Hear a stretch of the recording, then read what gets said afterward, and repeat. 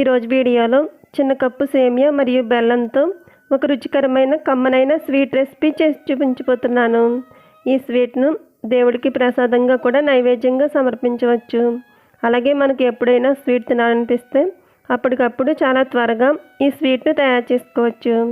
చాలా టేస్ట్గా ఉంటుంది.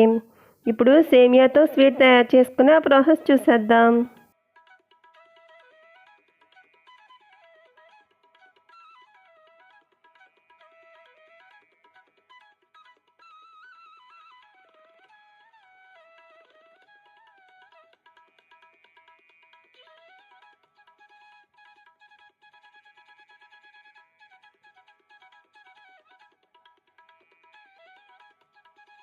అంతేనండి, చాలా సింపుల్గా క్విక్గా తయారు చేసుకునే సేమియా బెల్లంతో స్వీట్ రెడీ అయిపోతుంది.